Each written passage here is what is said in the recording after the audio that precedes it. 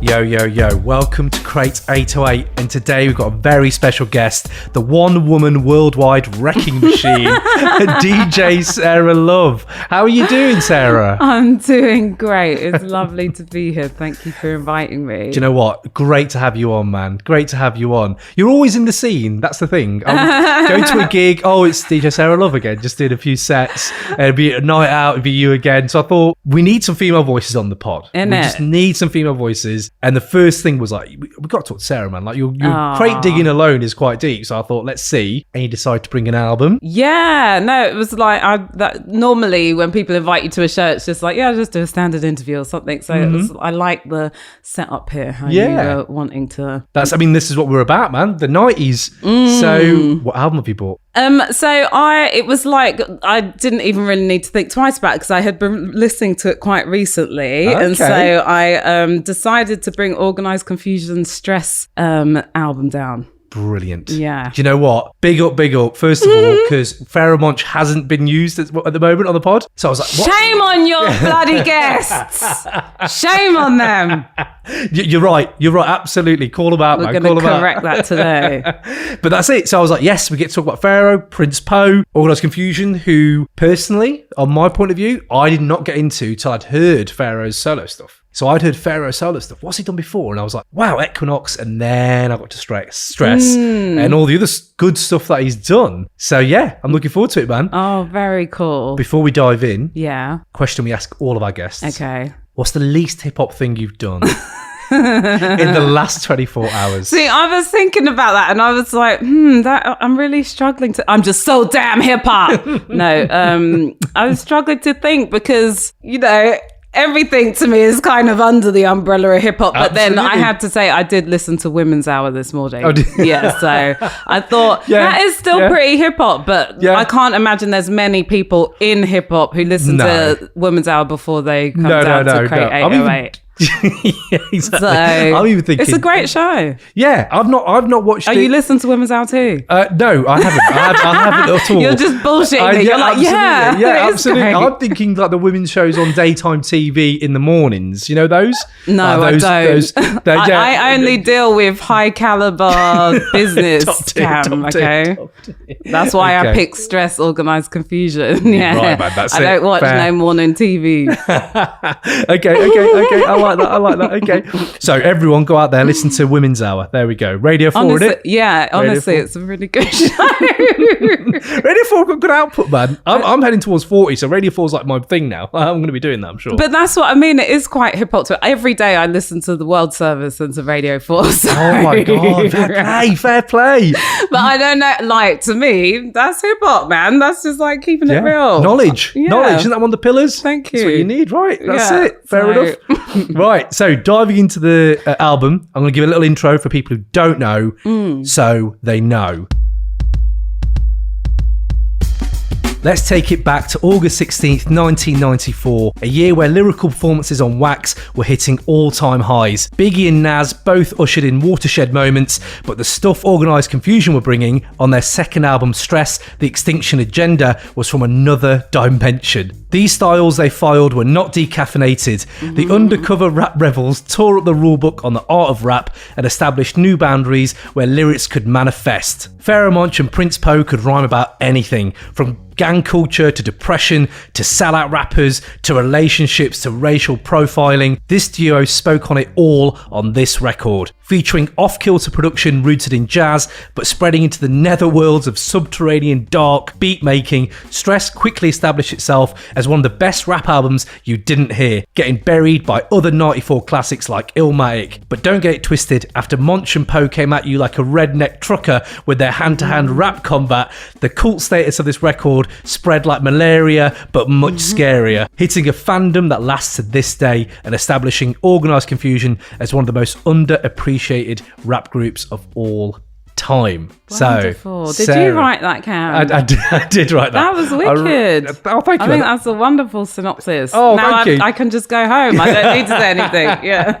That was on the train, just quickly trying to rustle something together. But first of all, I want to ask you, man, like, how did you come across this album? Do you remember the first time you heard it? Yeah, definitely. I used to work in a record shop called Deal Real Records, which was like the original Deal Real on Knoll Street in Soho. Yeah. And I started working there in the late 90s. And so I would have a lot of free time in the shop when it was just me there and there weren't any customers. And so that's where I'd be like teaching myself to DJ and just pulling records off the shelves. And then I discovered first the Stress single. And so this was obviously a few years after the album had come out, and then which then obviously made me then dig deeper into the Organised Confusion catalogue. So definitely. But yeah, I think I got deeper into Equinox first, and then into like the whole Extinction Agenda. Yeah, that's exactly how I did it. Mm-hmm. That's exactly how I did it. I got into a bit late. I think Internal Affairs,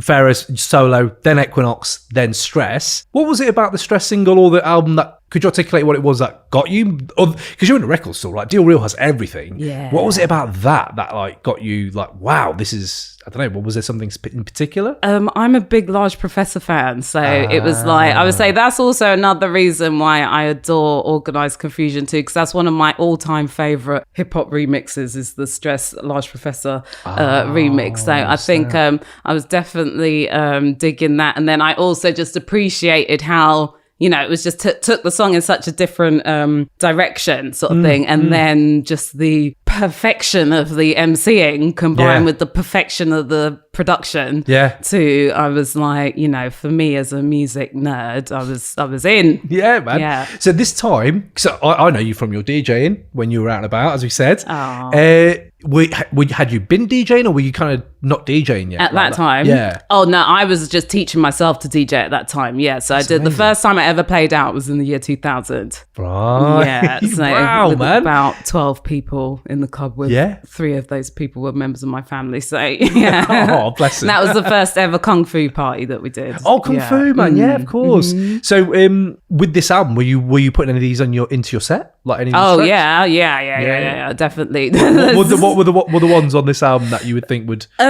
Well, I was always kind of a bit of a non-conformist DJ, I guess. Well, that was the beauty of Kung Fu, is that I was a resident DJ at Kung Fu. I started that party with friends that I went to school with, and it was the opportunity for me to just play records that I liked. I wasn't kind of like locking myself into, you got to play these big bangers kind of thing. So I was playing them album cuts. I distinctly remember playing 13 off the Pharoahe solo joint, in Kung Fu. And yes, I mean, I still even, you know, to this day probably play the Stress remix as well. I just love that record so much. And I also like how it has a funny intro. Like it's always a difficult one to because he has that kind of drum roll that brings it in. Mix that in. That must be quite hard, right? Yeah, so you got to do your practice. That's it. Do you know what?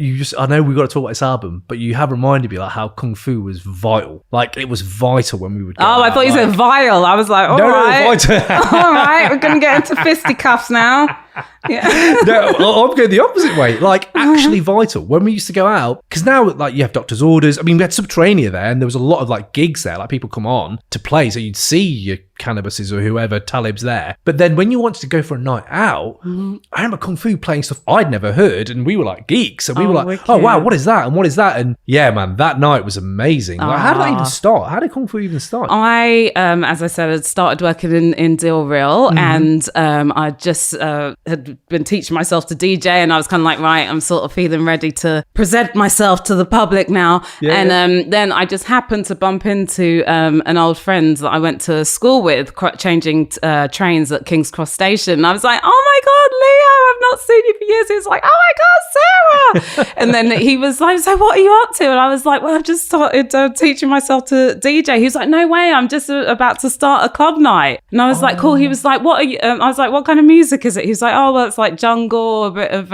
R&B and stuff. And then he was like, what are you playing? I was like, well, I'm playing hip hop. And he's like, come down and play. And so I was like, okay, cool. So then we did the first ever Kung Fu, which was in this tiny little bar on Upper Street in Islington. And so I was the first person playing any hip hop there. And then I was did a couple more nights where then we took it to Camden, a little spot called WKD. And then I was kind of like to Leo and Charlie, the friends that I went to school with. Yeah, well, I know these other like really cool hip hop people. I think we should get a host and we should get another resident DJ in. And I basically had a plan to turn it into a hip hop night and gradually kick out the jungle people. No, I love a bit of jungle, but and so then that's where I was like, I know this dope guy called Maestro, he should be our host. And then there's this other amazing DJ called Harry Love too, let's get him involved. Look at that DIY punk attitude. I love that, man. And so it went from like I say, 12 of us in a bar in Islington to like a couple thousand of us, and touring around the world. It's a beautiful thing, man. It's a beautiful thing. We've had my Stiggy now. We've had him in. We've had you in. Just need Harry Love now. That's it. Just complete the Kung Fu puzzle. That's what we need to do. Yeah. Hey, yo, this your boy Pharoahe Monch, and right now, you are rocking live with the Crate 808 podcast. Enjoy this week's episode, and just remember to subscribe and rate and review. Peace. So jumping into the album, man. There are things on this album, I need to go in. There's so many things I love about this album. So you're still bumping this album today. What is it about Stress that still gets you going, man? Like, what's aged well about it, do you think? Well, I just think the messages are still so relevant and applicable, like in terms of content. I think they came out swinging on this album, like in terms of just the caliber of lyricism. They're setting bars even today for MCs to aspire to and rappers to aspire to. 100%. To me, I just see this album as it's a piece of art. Yeah. There's lots of albums that I love, that are classics, but I wouldn't necessarily describe them for me as like that's a piece of art kind of thing. And so for me, I just feel this has so many of the ingredients that leave something that can just always hold its own and through the test of time kind of thing. It made me think a lot of Basquiat when I was listening to it. I didn't really think of it as art, as you're saying, but it's an interesting point of view because it did make me think of Basquiat. And I was like, oh, wow, it's very New York. It's very like the album cover alone. We've got to talk about that in a bit. But like just the bedlam of the production. It's just pure bedlam. It's like, what is going on here? Like, it's gorgeous. Absolutely. Yeah. It's like this is dark. Big up Buckwild for doing some of this stuff, and I think Rottweiler as well, right, is on here as well. And then the rest is organised Konfusion production. But I think that's also why I've always been a production head. I've always been into like the process of making music more so than wanting to be a rapper or anything. So I mean, I just think the way the music is put together, the way the layering of the samples, just the production quality, the equipment that was used, the way that the music was recorded, kind of thing, and then how all of that just marries perfectly with the two voices of Pharoahe and Prince Poe, kind of thing. It just makes it just all comes together. It's really cohesive. Yeah, exactly. Absolutely, that's a nice word. It is a good word, isn't it? Yeah. But it's true. That's true. It all marries up really well. It reminds me. It's like Tribe. Obviously, everyone's going to say that it's like Tribe. It's like, but it is like Tribe in the fact that they're very cohesive. But it's like just a random wild cousin of Tribe. You know what I mean? Like it's like this random wild cousin, feral cousin of Tribe. You know what I mean? Like, but I think because the OK album, it's got that like darkness, which I like a lot in hip hop as well. I like dark, grimy music, like we're going to come and like kick you in your face sort of music. So, and I just feel like it's a soundscape. This album that sort of takes you by the hand. And it carries you like a journey through this picture, and it's so concise as well. Like it takes you on this journey, this sonic journey in under an hour, and it like covers so many dimensions, kind of thing, and just paints so many pictures. That's such a good way of putting it. Their lyrics, it could be hard to catch on the first time. I remember thinking that about Pharoahe. Like it's so off kilter. My ears are not used to it. I think that's what it comes down to. This album, when I first heard it, I'd never heard anything like it. So it's like tuning into a different frequency. It's like, oh, what? He's singing and he's elongating words. He's basically just contorting phrases. Yeah. And that, I remember at that time, not just Pharoahe. I mean, Pharoahe for me is like top 5 conversation. Prince Po as well, though, is doing that. I remember when I first heard Stress Alone, like the track Stress, and saw the video and all this. That is not just your typical single. Like, do you know what I mean? Like, that's the other thing I meant to say is that the video for Stress, that's one of my favorite hip hop videos as well. Like, I just love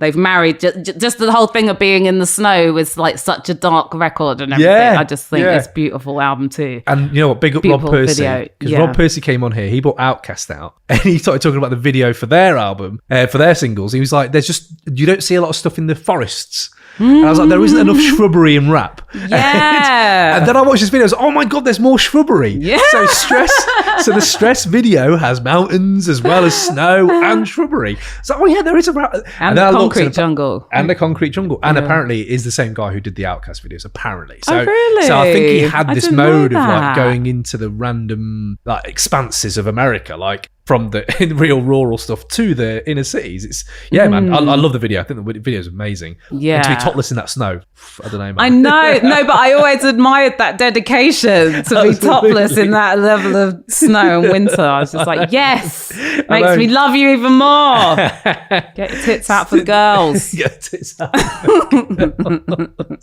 That's it, man. But also their personalities and characters, like that's another thing you see play out in the video and on the record too, kind of thing, and their voices. And then, like you said there before, like the singing. Not many people manage to sort of pull off that tonality in their raps, but the phrasing, the delivery, the rhythmic element of how they rap, like all of these, there's so many aspects of lyricism and MCing. I'm saying MCing, not rapping, MCing, that they are ticking every box where I know at that time there are some of today's top caliber MCs who they heard that record and they were like, okay, damn, this is what we're doing now. Okay, No, they're gonna have people sweating. Absolutely, you know. So that's an interesting point you were saying there about like you're talking about MC and not rapping. Would articulate that for me? Well, tell me more about that. What do you think the difference is there for you? Well, I don't want to offend anyone. It's nice to. Here we go. I want everyone to have fun doing what they're doing, but I think you know, to be an MC means being like a student of an art form. To be considered expert in anything, you need to put your 10,000 hours in. Like this is a recognized fact of any field, whether you're looking to get a pilot's license or, you know, if you want to be a great musician. Like Miles Davis didn't end up being Miles Davis by not studying all of the greats who came before him. And I think that's what you have with MCs is these are people who have really studied what it is that makes Andre 3000 amazing, why Chuck D is amazing, why... This is why I also find it difficult to pick whenever people say to me, oh, who are your top fives or whatever, because there's so many different factors that people can, elements that people can bring, like whether that is the oratory, like having that voice, that power, or whether you are someone who's more laid back and smooth. Flowing type thing. So I just think rapping, anyone can sort of get on the mic and got just 21 seconds to go kind of thing. But I think, and there's nothing against that because that's fun too. Yeah, exactly. But I just think in terms of being able to put together a message in a concise way that is like using your voice, your soul, putting that onto a record with intricate lyricism where you've studied the dictionary, like you've studied how to perform all of these things. It's just a whole other that's like we're astronomical. Levels. There's tiers to it, and they go sideways and up and down, whatever. Like you're right, like entertainment wise, always going to need that. You're going to need that. But yeah, you're right. I think we come from a school where MCing is held up on such a high pedestal and you have to deliver. I'm going to be that Wally though, Sarah. I am going to be that Wally and ask you for top fives because we ask everyone. And I'm giving the disclaimer that everyone's top five changes on a daily basis. Okay, but yeah. if you had today's, like your top five, of MCs. Yeah. Well, like I say, I'm not really like a very lyrical person kind of thing, but yeah, and my top fives changes all the time because sometimes I think it's difficult to compare apples and oranges. For sure, absolutely, because there's things that you've got to salute Eminem for kind of thing, but I would never say that we should put him above people who have pioneered this thing. And then at the same time, there are people who have done, like, how do we measure a top five? Is that like through record sales? Is that through longevity? Is that through, what they innovated? Like all of these You're savagely undercutting my question. Like, how do you measure this, Cam? I guess if I wanted to be a rapper, I always said to myself, if I wanted to be an MC, I'd want to rap like Big L. I was always like, or I'd want to rap like Pharoahe Monch. And I also love Slick Rick and think he's possibly one of the most referenced MCs of all time, and you know, just his influence and impact on rapping and on hip hop. Black Thought is another incredible MC. I adore Chester P of Task Force. Big, and I just think he's done amazing things out here. I love Ransom Bad Bones from the UK as well. Like, I'm sure I've gone over 5 already. Yeah, you have. But I think you're right in the fact that tomorrow I'd give you a different set of answers. Exactly. I think you're right in the fact that when I pitch a top 5 to anyone, it's what's your criteria for a top 5? Because criteria for a top 5 is so like fluid. Like today's kids would be like, well, no, to me, it needs to move me in this way or that way. This, for us, it's very different. And for me and you, it's very different. So I like the fact that I can get a little bit of where I think you're coming from there. So when you talk about the top 5s there, that those MCs you just listed off, I feel like you always want a message with your kind of MC, right? Because you can have an MC like Buster, who's in a lot of people's top 5s. Incredible. Like he is. He's got so many strings to his bow. But how many things has he said to me that are almost like life lessons or something like I will take with me? And that's why he doesn't always get into mine, because I feel like someone like, I mean, Black Thought's edging into that now, but someone like Mos Def for me is always, he'll say something and it'll make me think differently about something in everyday life. And that to me is another criteria that I have, which is like, what can I take with me and adapt to my everyday life as a dad, as someone who's going to work in rush hour, where I'm like, you know, oh God, I don't want to be going to work, but you know, just listen to this rap and it makes you think a bit differently about the commute. I mean, at the same time, I think there's people and moments in rap that for me are just like so important. Like I think Melly Mel on the final verse of the message is probably the most eloquently put piece of verse ever stated in the history of hip hop and rap. I know that for many people that level of rapping today is probably considered a joke, or they've never even gotten that far in the record kind of thing. But in terms of just what he's saying, it's just so profound on that record, and what we're talking, that's like 30-40 years ago. And then I mean, in terms of voices, like Chuck D, come on, like who can really have that, like I say, power, man.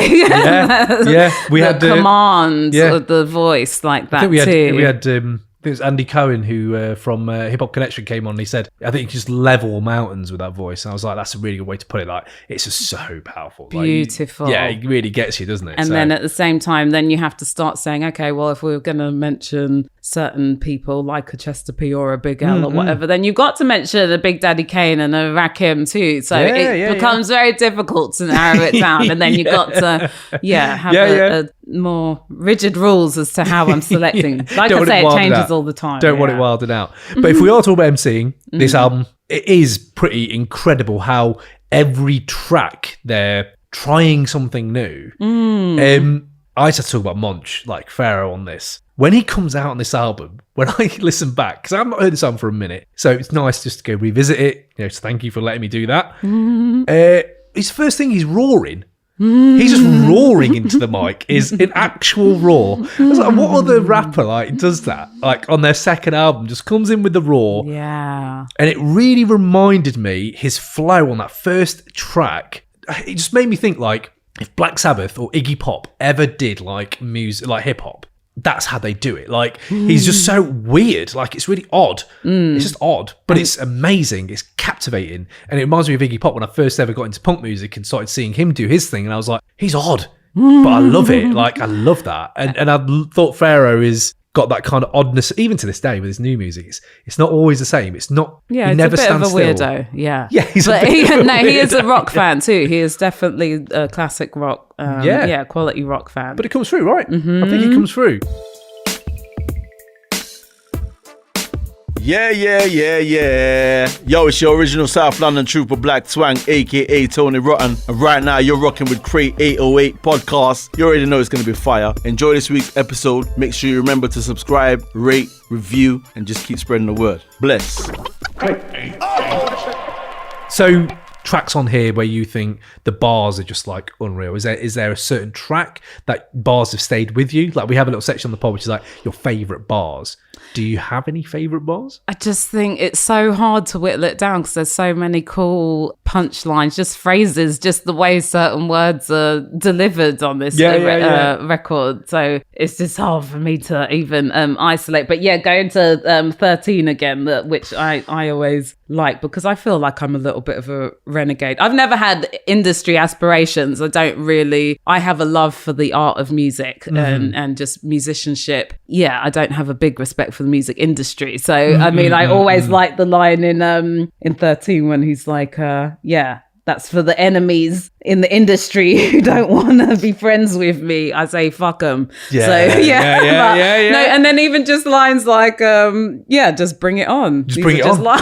Yeah, absolutely. But that kind of rage, they do have like, again, like you said, tonality is a really good word because it shifts in this album. And I think like it almost goes off the rails at times, but then he brings it back. This is perfect Monch.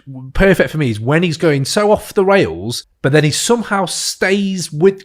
I think you made the really good idea of just grabbing your hand and just being like, come with me on this. Just stick with me and I'm going to take you places you've never been before. And... he does it so many times in his work. In this, he does it so many times where he'll start singing. You know, what is he doing? And then he'll start like coming back and there's things that you pick up and go, whoa, you've just kind of blown my mind. And on 13, for me, it's like he's ruling the beat and the beat isn't ruling him. That's the beauty of that track for me. Because it's quite a laid back beat. Like the beat is quite held back sort of thing. Absolutely. And then, just the many different phrasing that he goes through on that track kind of thing. Like going from quite smooth flowing to almost like machine gun, like... Yeah, absolutely. And there's one line in it and it's controversial as fuck because he uses slavery a few times in a lot of different things. He said a few things in a lot of tracks, but in that where he says, I'm no slave to a rhythm, I whip it, take its name and change its religion, chop the foot off the fucking beat for trying to escape the track. Now it's obsolete. And I'm like... state of mind that I'm in. Yeah, right. And that for me... you could just talk about how he's braggadocious and he's talking about rhyming in a different way. But the deeper level of that is, you're just telling me how slavery works, mate. Yeah, that's what I'm saying. Because that's quite an important thing in hip hop is having that braggadocious element in whatever discipline you are, whether you're a DJ, a rapper, a producer, or whatever. But like you say, to be having that braggadociousness, but with some layers of content, that's what takes it out of the park compared to someone who's just like, I'm the flyers. That's exactly what I'm saying. And that's where I think people have always, especially younger people to me now who listen to the Travises and Young Thugs. By the way, Young Thug, when I hear him sing, when I hear Pharoahe sing on this, I can't help but think, Young Thug kind of does this now a little bit. Like he uses his voice as an instrument. Pharoahe uses his voice as an instrument, and I feel like Young Thug doesn't have the bars at all. But he doesn't have the bars. Like for me, it's his music. It's the feeling. But Pharoahe is like, there's an element of that in there, I think. But this is what I think is a bit of a shame because sometimes I was listening to a really interesting program about confidence, why human beings are drawn to confidence, and part of it was sort of discussing how the problem with overconfidence is you don't know what you don't know. So for a lot of young rappers and young people who are coming up now, they might not have ever even heard of Organised Confusion. And so then when you see that people think that, oh no, Young Thug or whatever, these are the innovators of singing raps kind of thing, it's like, okay. Yeah, let's go back. Yeah. And do your homework. Exactly. And that's what I love about something like Organised Confusion, because you know that they did their homework, whether that was listening to jazz music from looking at the samples they picked on this album, album, through to, you know, being fans of their peers at the time, like a large professor, through to doing their homework of your Melly Mel's, of your Chuck D's and all that. And that's what makes greatness, is when you've done your studies, you put your work into your 10,000 hours. And you know, when you say the jazz thing, the one thing I listen to this album now, the cohesiveness is like a jazz album. Like, I'm not a massive fan of jazz, but I understand the beauty of it. So I understand why people would find it. It's just not something I always go back to. But I think they even went, not just from the beats and the samples, but the way they rhyme. Because the way they rhyme is kind of like just improvisation at times. Where you're like, oh, that's how a musician in a jazz band just goes off and the other band follow him. Yeah. And it's like, wow, Pharoahe just does that. And Prince Po just does that, where they'll just go off. Like, I was, it's not on this album, but Fudge Pudge on their first album. If you listen to the way Prince Po comes in on that, and the way that whole track is broken up, it's very improvised. OC, I feel bad for him. Don't say that. I think that's one of the best like introductions to an MC in the game. Is like him being on that he track was amazing. Kind of He killed it. But I feel bad in the fact that when he's in the studio, he must have just been like, holy fuck, like these guys are just going for it. And kind of like nice for him in a way, because he's like, I can just do what I want. I can just go for it. There's no like boom bapness to it. Like, oh, I have to stick to this kind of formula. Yeah, the freeness that they have. Definitely. You're right about that. They are like jazz musicians, but in a rapping context. Yeah. I mean, maybe it's just me speaking a lot of rubbish, but no, I think that I've heard other people discuss that too. Yeah. So I totally agree. Yeah. I think it's there, isn't it? But so other things about this album that I would love to talk to you about. When this album comes out, is there because I find it very cumulative impact. Like, I listen to the whole album. I don't listen to really tracks off it. Like, I know you were saying Stress is one. Is there tracks that you think you can just go back and rewind again and again and again? Or do you think that the album works better as a whole? Because I think it works better as a whole. Like, I don't really rewind when I hear this album. I just kind of listen to it. Are you the same, or is there tracks that you think? Yeah, I would say the same thing, probably. I think it is, like I say, because it's this soundscape in, 45 minutes? You know, so it's something which, you're on a journey. You're on the conveyor belt kind of thing, being carried through by the time when you start from the top. I'm glad that's not just me then, because I was thinking, I'm not rewinding a lot, but there's lots of bars where I'm like, oh wow, what did he just say? But then they'll say something else and be, oh no, let's stick with it. And I'm still catching bars off of this album now. Like I say, I'm not a very lyrical person. I'm not intelligent enough to be a lyrical person. So, you know, I'm still to this day like, oh wow, that's what they said. I'm with you, man. I'm with you. Still to this day, exactly. Yo, what up, y'all? This is DJ Premier, and you're checking out the Crates 808 podcast. I put an S on it because there's more than one record in the crate, you know what I'm saying? So that's how we dig, that's how we play, and that's what real DJs do. You heard? That's how it goes down. We out here. So some of the things we do talk about on the are just categories we have. We've talked about Age the Best. Is there anything you think has aged badly on this album? Sorry. No, I think no. I mean, it's hard for nothing stands out to me as like. Well, that's the thing with art. Like, I just think art it doesn't age badly. I just think art makes a statement about the times that it's reflecting, and that stands forever, whether you're looking at Caravaggio or Nina Simone or Stress album kind of thing. So I don't think I've never thought about it in that kind of context. That's never crossed my mind. That's and the only thing I was thinking on the way in today, what this album does really well is the tropes and usual things that age bad. So spelling your name out, like MCs used to love spelling their name out. SNOOP.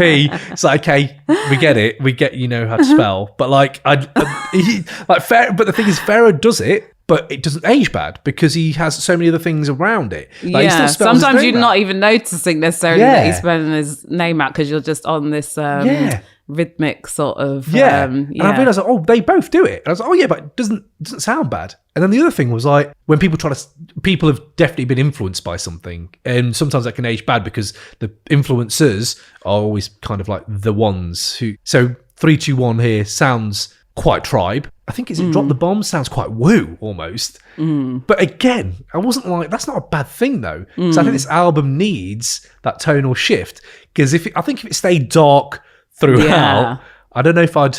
No, that's a really good point. That it does kind of touch many boundaries of hip hop. Yeah, like you say, it could even go in a woo direction to a tribe direction sort of Yeah, thing. exactly. And that's one thing I thought, like, if I was ever going to say that there's something aged bad, it's that, but it's not even aged bad. It's just a nice shift in the album. Because nothing feels cringy to me when I listen to this album now. Yeah. I mean, I'm completely biased. I'm a total fangirl of Organised Confusion. So, I mean, I'm probably not, probably not the person to be. I see your shirt you're wearing is Organised Confusion right now. So I know. It's like one of my favourite hip hop shirts. That's a dope shirt. Is that guy coming out of the That's the sewer? well, this is actually the second. This is the official Organised Confusion logo, but they had a different logo before this, and then this is the second one, and then you see how the dreads of the dude is like the cables. The cables, that's dope, sockets and stuff. Yeah, so no, that's a very hard to find t-shirt. I was going to say I've not seen that before. That's wicked, man. So I'm looking for another one.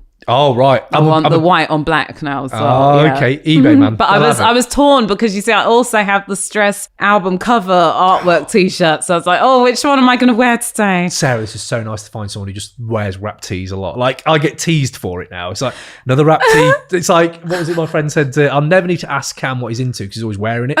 He's always wearing what he's into, so it's fine. But it's only special occasions for me when these come out. No, but the problem that I also have is because if I ever get the chance, I'll get the artist to sign the t-shirt for me, but then I'm like, damn, now I can't wear my Run DMC jumper.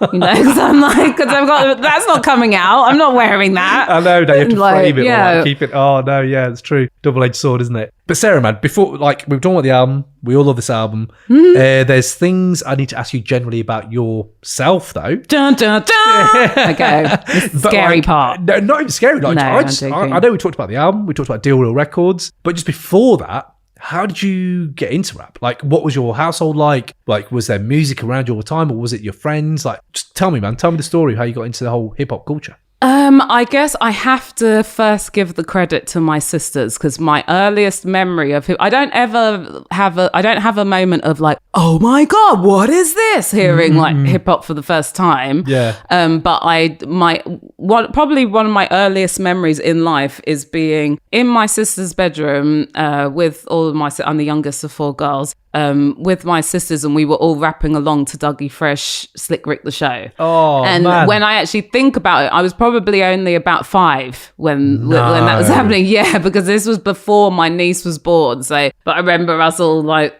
rapping along to this, and I think it had been recorded. It was from my sister's Ghetto Blaster, recorded off the radio. And so, yeah, I was pretty little, but thanks to my sisters, they really booted down the doors for me for everything that I then got to do, really. And both my parents are musicians, so they always had band rehearsals at our house and stuff, and amazing musicians coming through our home. They often took us illegally to clubs and things to see gigs and stuff. And so I guess we had a pretty unconventional type upbringing.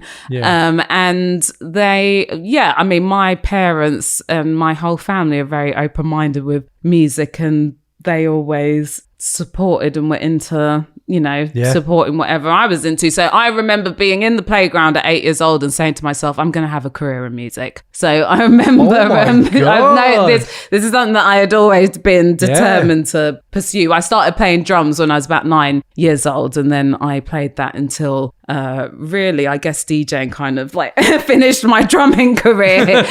And so, I did a music degree, and then which again kind of clashed with when my DJing career started taking off as well. So so I just came from a musical background. Anyway, it's instrumental though, man. I mean, it's instrumental in sorry the pun, but like apologize for that pun. But as a dad who's got a 2-year-old, it's like, I can't ever really, you can shape them, but you can never really tell them what they're going to be into. So it's like, how do Yes, you can, Cam. This is a dictatorship. This is not a democracy. You listen to me. But it's like that kind of thing where, well, I wonder how other people got into stuff. And it's always fascinating to me talking to people like yourself and other people who've been on and just listening to how you got into it. I would love to know then, when you were growing up. So, for instance, I was watching, this is completely left field, but I was watching a film about the Hacienda. in Manchester, and the biggest club that was here. Another place that my sisters took me to Hacienda. Really? Oh my God. Yeah. How old are you when you were to Hacienda? I was 13. Oh my Lord. I know. So, Jesus. this is what I mean. Well, and I blame my parents. They were taking us to clubs when we were even younger than that, like to Ronnie Scott's, to all sorts, to Subterranea. Our parents took us to Subterranea. I remember. Amazing. I was probably 11 or something when we went to Subterranea. So okay. But no, my sister took me to Hacienda when I was 13. So this is an interesting thing when I was watching that film, 24 Hour Party People, talking about Tony Wilson, talking about the whole Manchester scene. And there's one part in it where he just says, this is the first time ever where a club wasn't idolising a band or a performer. They were idolising the DJ. So when you were growing up, was the DJ like as big as they are like now, or were you like who were the DJs then? Do you mean as in when I was learning to DJ? When you were learning, like when you were I was so bloody lucky because, like I say, I was working in Deal Real Records. People who used to work in Deal Real Records was Shorty Blitz, DJ MK. So I just remember, and I was just surrounded by some of the Scratch Perverts literally formed in Deal Real Records. So I was just surrounded by literally the best DJs in the country. I met people like DJ Pogo, Billy Business, some of the people that I admire most who have come out of this country. Well, to me, I still put Shorty Blitz up there as like one of my all-time favorite DJs. And from when I first saw Shorty, I just thought I want to be like him when I grow up. So I was just in awe of his cuts, his soul, his selection, his charisma. He's got it all. He ticks every box that to me makes like the dopest party rocker. I love turntablism as well. Like, I'm a DMC girl as well. I used to go to DMC all the time. But I just think it's different sort of work. Well, but actually then in the 90s, the DMC was a very different beast to how it is now. Now it's very much more, I feel anyway, a technical exercise kind of thing. Whereas in the past, you just really genuinely had that battling. Nah, we got to take those fools down on the team routines type thing. Also, sorry, shouts out, because on the Stress album, the cuts on the Stress album is Total Eclipse of X-Men, which when you listen again to those cuts, still those cuts sound beautiful today, hearing them. And again, these are just all DJs that I got exposed to through working at Deal Real, and these are still some of the funkiest, illest, most terrorizing DJs today who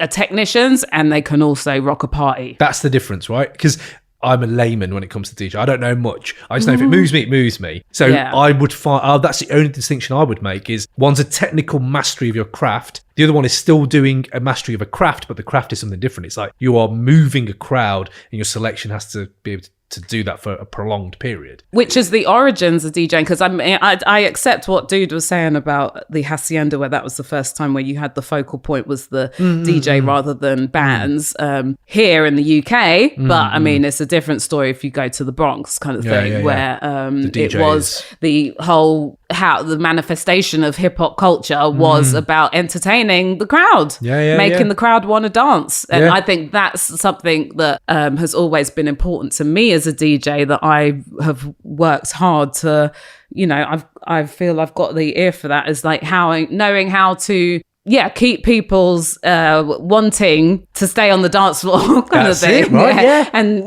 but keep it having an element of surprise, keeping people on their toes.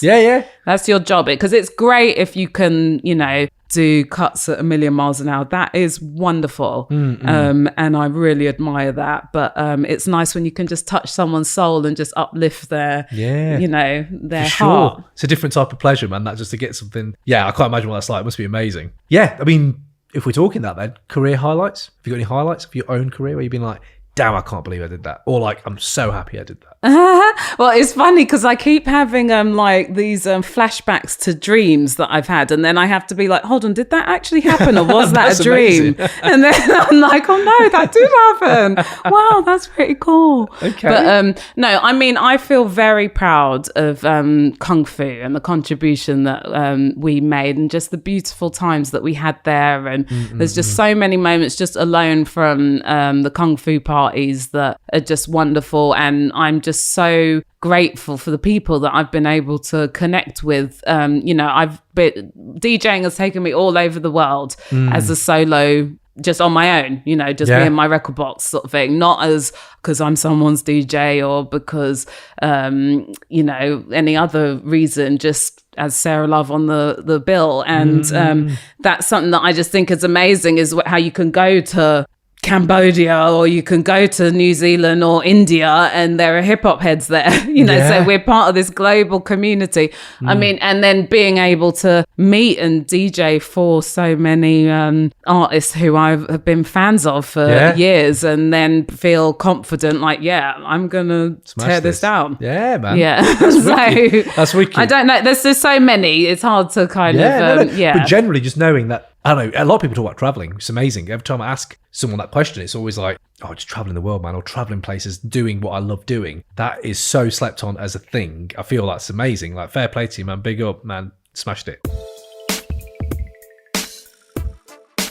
Yo, this is Rodney P, the Rhythm Killer, big blood clot things were in there, you heard me? Yeah, and we're here listening to the Crate 808 podcast. Big things is going on right back to the early morning. If you don't know, get the blood clot. No, you feel me? Yeah, big old man Cam every time. People. I hope you enjoyed this week's episode. And remember, subscribe it, rate it, review it, and go on and tell your blood clot friends. For real.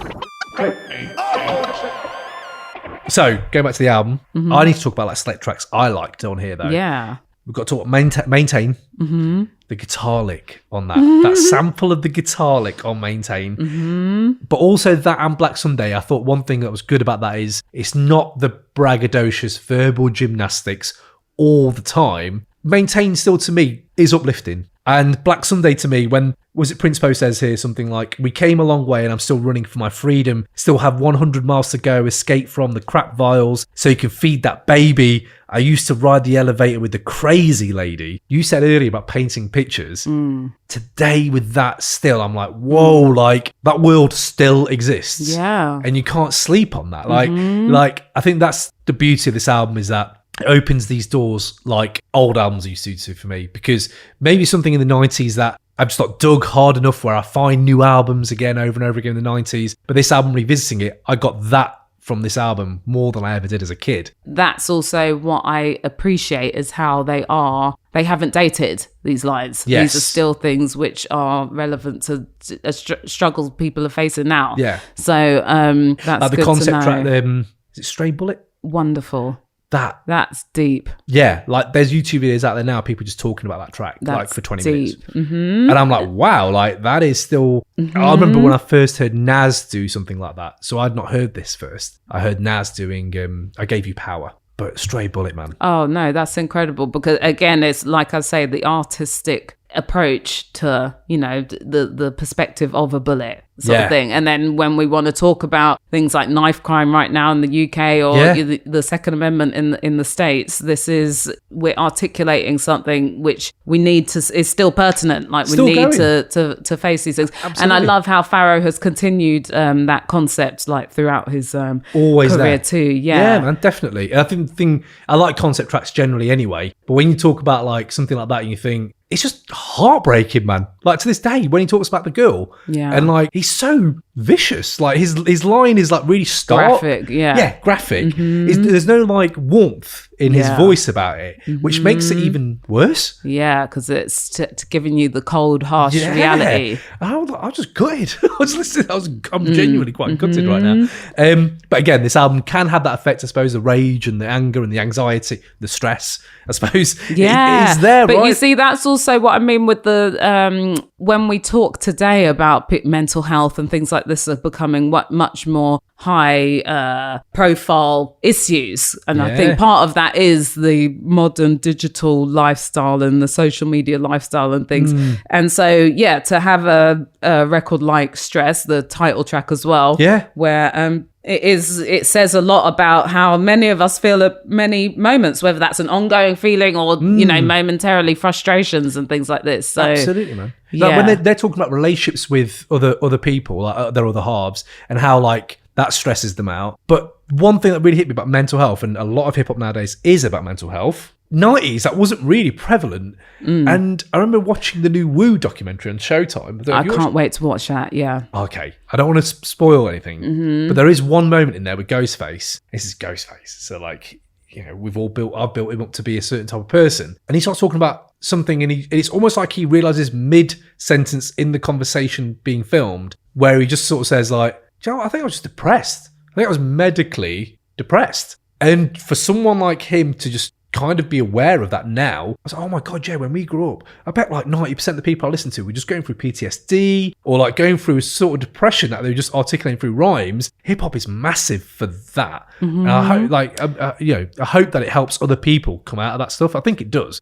I think, but that's also what I think is the beauty of hip hop, because when I think even about working in a record shop, being part of a record shop community, this is a place where we get together physically, like you are part of a network of people where you're all like have a understanding, you know, a political, social understanding that you can relate with each other. And it's a physical place where you can be and with your community and find your standing, express yourself, find through the music which people kind of connect with you more. Whereas I think this is what we miss out if everybody's just in their bubble at home or in their car looking at their screen listening to a Spotify playlist, you know. And this is where I think people have missed out. It's not just me being nostalgic about record shops. Honestly, it's not, because I think if everyone's waiting for, at midnight, that's when the so-and-so is available to download, that's completely different to, you better be the first person to get in the record shop, because there's only a certain amount of copies of that album. And when they're gone, it is gone. So that, just with that whole experience, you know, you're part of something. You're part of this movement together. You've had this, you know, it's a thrill, you know, and then but at the same time to be in a mosh pit together at a show, queuing up to get into a gig, making sure you're there. Still to this day, hearing people talking about like, I was at that show in 1988. I still remember it to the day, kind of thing. And you know, whereas I'm not convinced that it's quite as you feel as that same level of unity where you're live streaming a speech online, a video online, or you're downloading something. It's interesting that, because I think it leads to a lot of isolation, because you can have this illusion of the full experience through a screen.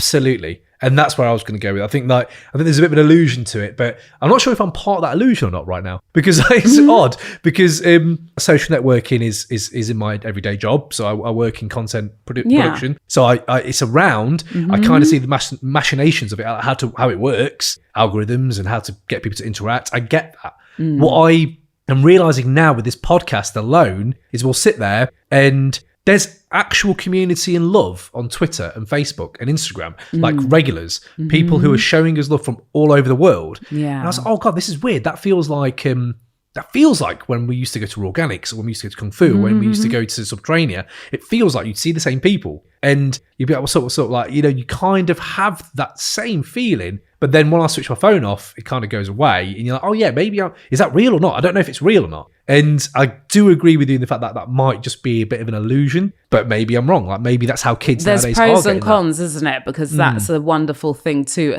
The benefits are the same thing as the bad side of it in some respects, because it's great that you can be in Uganda and have access to that record when it comes out at the same time as someone in Liverpool, you know. But I also think what's happening now is we're seeing this homogenization of culture, because everyone's getting the same thing at the same time. So you can be in Tokyo, or you could be in New York, or you could be in Cape Town, and the fashion is the same. Everyone's got the same haircut. Whereas I remember as a kid, it was like a big deal that someone's uncle went to New York, and it was like, oh my God, my uncle just came back from New York and he got me this. And it is just completely distinct from what was available to you in London. And that was the beauty of London though, because then London hip hop gigs will have London fashion. That's what I mean. And I think we had Dan Lish on here. He was like, there was a lot of browns and greens and like, you know, like browns. There's a lot of brown going on. I was like, yeah, you're right. There wasn't there? I thought, is it just me? Like the subcultures are kind of gone. Everyone's the same. Yeah. But this is also partly why Britain has such a unique and influential cultural impact, because we had a unique set of circumstances in the UK that created punk, that created our own hip-hop scene, that jungle, created our jungle or whatever. Jungle, exactly. Whereas now, because everyone is listening to the same thing when it comes out at the same time in 5 different continents, and and this is also why I think it's kind of sad, because I'm half African. There's so much incredible music that comes out of Africa, from East Africa, completely distinct, to West Africa, completely distinct, to Southern Africa. But so many young African people want to sound like Americans. And so they're using the same equipment, they're they're getting their influences from the same place. We're losing a lot of, these originality of that. Of these particular regions, kind of thing. So obviously I'm up for, a more equal access globally, but at the same time, there's something that's special about when you listen to 60s, 70s, 80s, 90s popular culture, even in the pop charts. You were seeing such a range of sounds because they were unique to those areas. Yeah, absolutely nailed it. And I suppose the homogenization is there. I try to stay positive in most things in life. I think there might be a few, hopefully there is that, but the access thing might actually drive our next generation of geniuses. Because I remember listening to John Hillcock, or it might be John Hillcock's Radio 6 program. He used to do a podcast, which would just have loads of different random tracks that he liked from every genre. And I think it was on that podcast I heard like Tuki music. I've never heard what Tuki music is. It's South American kind of bass rave music.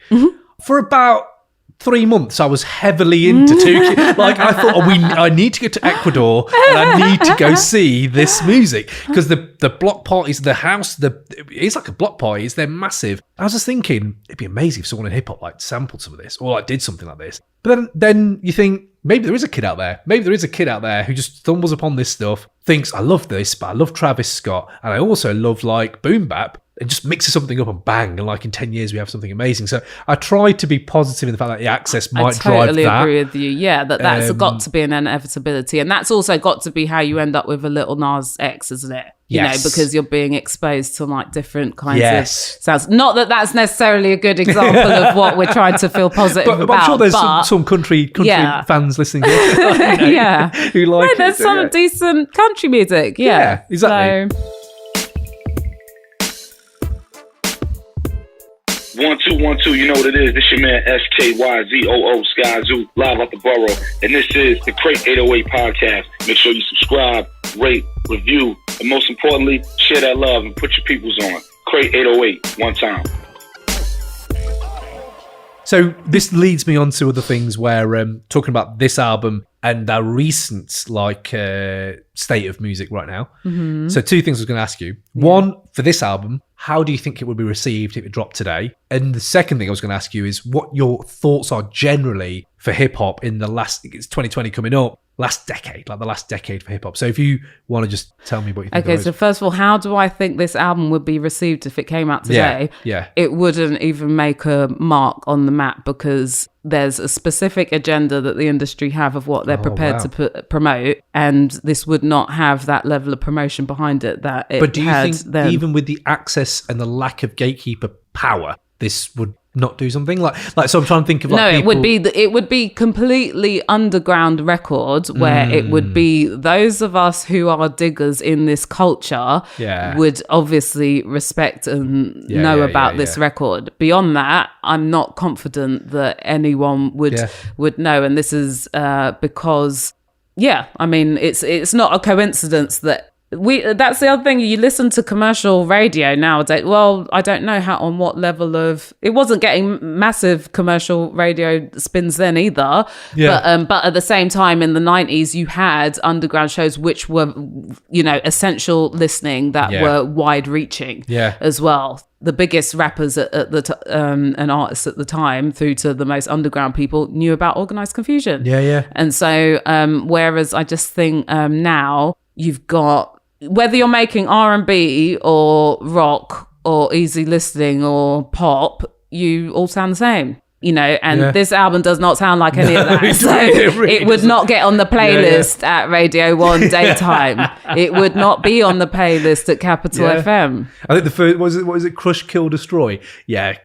Just straight out of the bat with BBC are playing that, aren't they? Yeah. So essentially, it'd just be the same as it was then back in the day. Because back in the day, I'm not sure, I think they had some trouble with the record label or whatever. Like, I remember when Equinox came out, they were saying, like, the Stress album, we weren't happy with how it was kind of promoted. So essentially, not a lot has changed. If it had dropped today, it probably would be the same. Like, the diggers would know. Like, the people who are into the underground No, but would that's know. what I'm saying. When it came out then, Biggie knew about this record.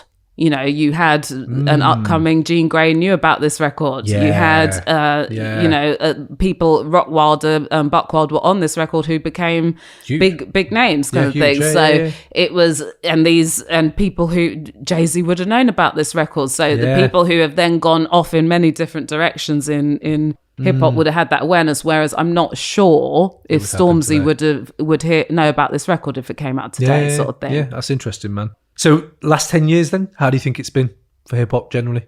Oh, I think it's exciting because it's like we're going through another transitional era. Like if I'm talking about hip hop, I was saying just yesterday with a friend that I feel in the 90s, you had this kind of boom time. Then after that, a lot of people sort of, it didn't become, I don't mean crabs in a barrel, but I think people were less open-minded about being generous to others because it was sort of like, no, I need this recognition kind of thing. Yeah. And we've kind of overcome that and we're transitioning into a new era where people are having to relearn how you work in terms of promoting a record, in terms of being, a more cohesive group. It's not a them and us thing anymore. We all need to come together and work as a team if we want to see our people shine. And whereas I think before 10 years ago it wasn't people weren't necessarily ready to like be as helpful to their peers kind of things. So it was still very competitive. We still had very much a lot of that sort of original values of competitiveness, whereas now you're seeing some big name people who are prepared to do things with upcoming artists and I think it's exciting because you'll see it and then we have artists who are knowing about organized confusion and at the same time they are listening to trap so it's exciting to think what directions these are going to go, and with the accessibility as well because most people have an internet connection so they can get their voices out there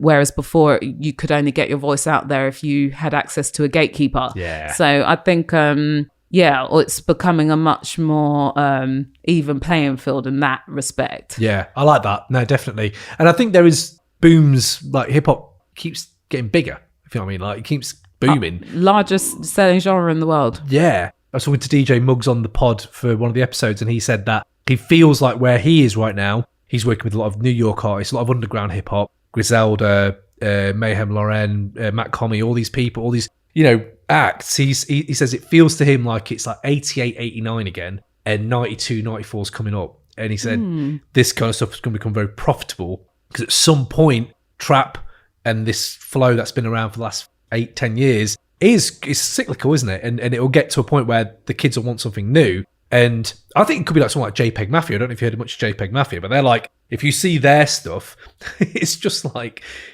mosh pitty, crazy energy. Wow, like Slow Tie and them are doing things, and Denzel Curry, and like I was like, wow, that could be the future where it's just people just really angry, like not even just that really raucous music. But it's just fascinating to me where it will go. I'm here for it all. I'm ready for it. But also the mashup of sounds that we're going to see, where you've got people who are mixing much more metal with hip hop with rap kind of thing, or like we say, country with rap and stuff. So, country with rap. I never thought I'd see it. I never thought I'd see it. So just a few other things that we do want to do on the album. Non-90s rappers. If you could have a non-90s rapper on this album, who would it be? See, that's tough as well because it's sort of unfair on a lot, to put a lot of people who come out in the 90s on this record because they might just sound a bit silly, sort of thing. Yeah. And so it's hard to actually think of someone. I mean,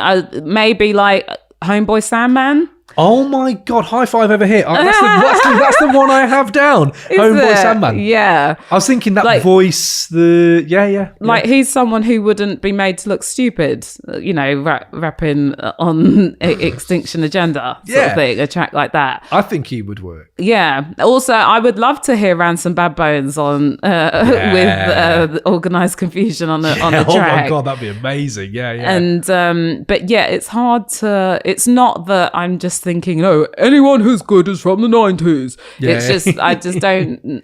It's just hard for me to necessarily think of people who were of a caliber. Yeah.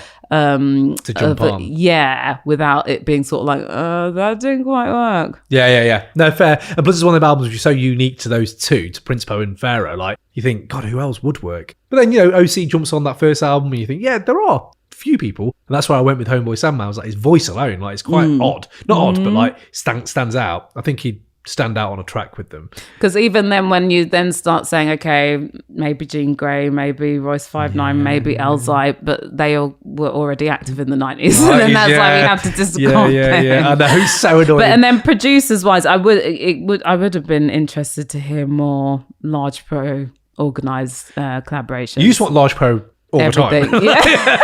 You want Large Pro as much as you can get. Gosh, I'm going to get in trouble for that. Yeah.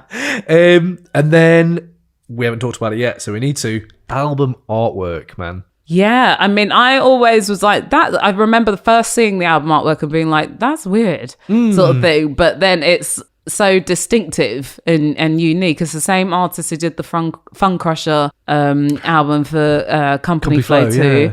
And again, I just like the fact that it's just so out there. Yeah. It's on a rack on a rack next to other albums. It stands out. Yeah, sort of thing. definitely. So Yeah. I just think it again sits nicely with just the whole theme of the rest of the album too. Definitely. As just being something otherworldly a little Yeah. bit. It's like, what is that? I think they've got Hulk hands, isn't he? And like Prince Po's holding a hammer.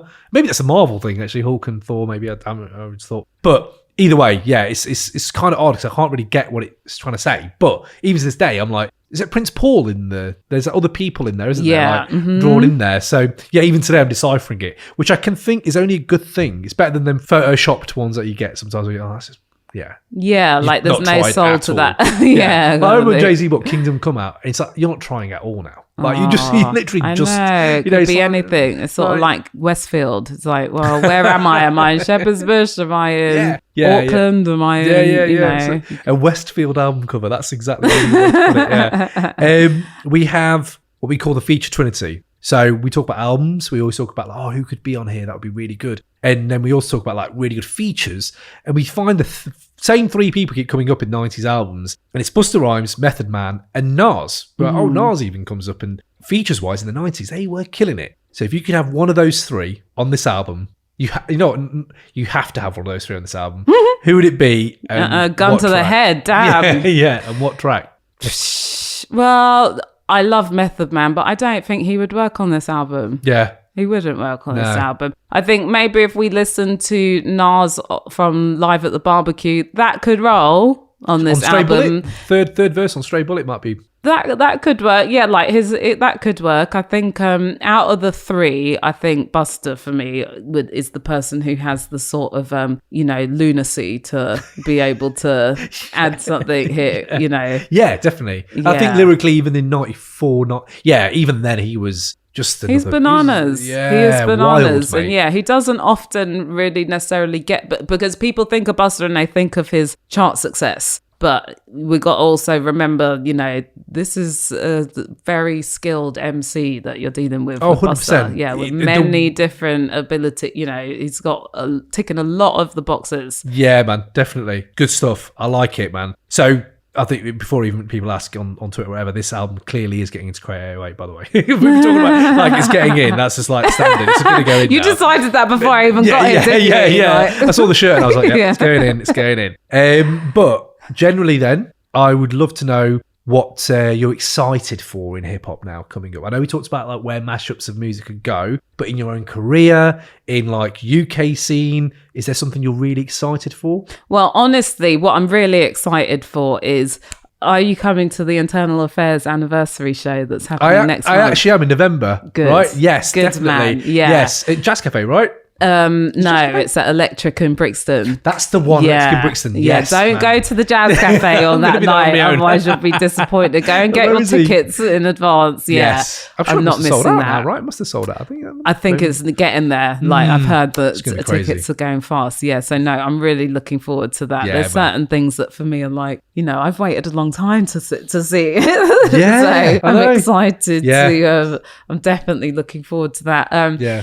In my own career, I mean, that's part of my problem is I want to do everything. And so I'm like, there's just still, like I say, I always wanted to be a producer. And I think my DJ career kind of snowballed. And I've been DJing professionally now for 20 years. And so which has kind of dominated my life in many respects. So I'm just really looking forward to, prioritizing ticking off some other boxes musically too, and indulging myself live music wise more as well. So these life is very short, so I just think it's important to just like get involved. Yeah, man, that's it. Just talking to you is inspiring, man. It's like, you've been around this game. It's like the love is still there, right? Like I love that. Like, when someone's like still really, that's cool. What you reckon? You speak to people and you don't feel that? I don't know if it's not really people in this. Well, there are a few, I suppose, but not naming any names. But there are people who are just more like, still to this day, are like, oh, it's so much better back in the day. And like today, they're like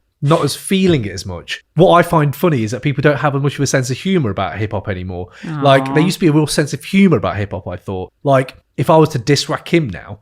He's in my top 5, but there's been debates we've had on this podcast where I've been like, mate, he's trying to chat up a girl, talk about Pythagoras. Like, that is funny. Like, Rakim, we're not ever going to say he's not the best, but we have to have a sense of humor about these things.